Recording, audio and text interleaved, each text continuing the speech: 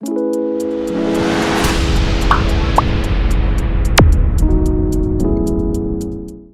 बच्चों, कैसे हो सब अच्छे होंगे। तो चलिए आज का हम अपना अध्याय आरंभ करते हैं। आज हम पढ़ेंगे लिंग के बारे में। तो बच्चों, लिंग क्या होता है, जिससे हमें पता चले कि ये हम पुरुष जाति का बोध करवा रहे हैं या फिर स्त्री जाति का बोध करवा रहे हैं, वो क्या होते हैं, लिंग।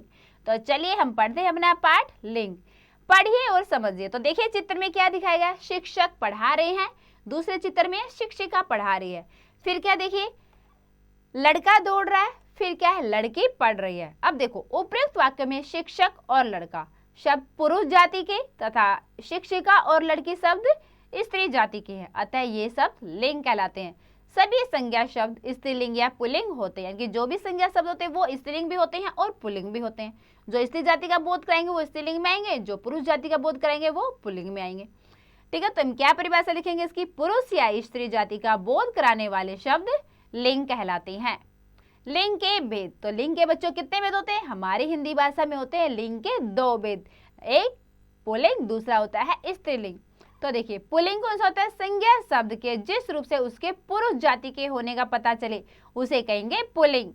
जैसे धोबी, सेठ, मोर, ये सब क्या है, पुरुष जाति का हमें बोध करवा रहे हैं, तो क्या हो गया, यह पुल्लिंग।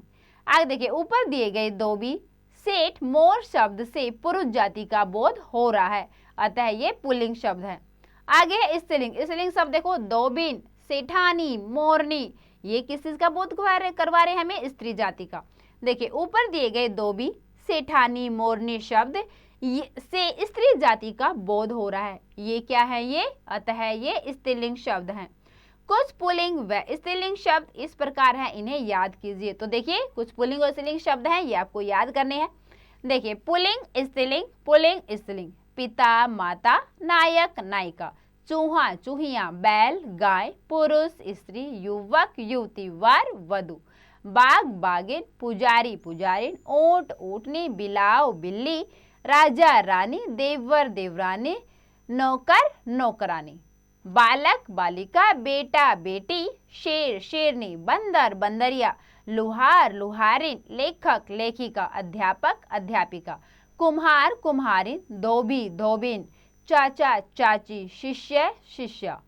आगे चिड़ा चिड़िया, सिंह सिंहनी, नर नारी, सदस्य सदस्या, नेता नेत्री, हाथी हथीनी, कवि कवियत्री, विद्वान विदुषी, पंडित पंडिताइन, साधु साध्वी और गायक गायिका। तो ये क्या है, हमारे कुछ पुल्लिंग से स्त्रीलिंग बनाने हैं, तो सब बच्चों को याद करने हैं। देखिए ध्यान दे, जो नाम पुल्लिंग होते हैं वे इस प्रकार हैं। कुछ होते हैं नाम वो हमेशा पुल्लिंग में रहते हैं, कौन से होते हैं, देखिए जैसे दिनों के नाम, महीनों के नाम, पहाड़ों के नाम, पेड़ों के नाम, इमली को छोड़कर सभी पेड़ों के नाम किस में आते हैं, पुल्लिंग में। ग्रहों के नाम सिर्फ पृथ्वी को छोड़कर, पृथ्वी किस में आ जाएगा, स्त्रीलिंग में।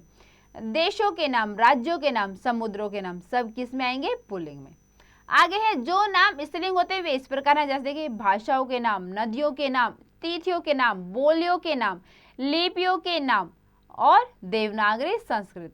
ठीक है बेटा, ये क्या हो गए हमारे, ये हो गए हमारे स्त्रीलिंग के शब्द। उसके बाद देखिए कुछ शब्द स्त्री व पुरुष दोनों में समान होते हैं। कुछ ऐसे शब्द जो स्त्री में भी लिंग में समान होते हैं और पुरुष में भी एक जैसे होते हैं, जैसे देखिए मंत्री, प्रधानमंत्री, राष्ट्रपति, इंजीनियर आदि।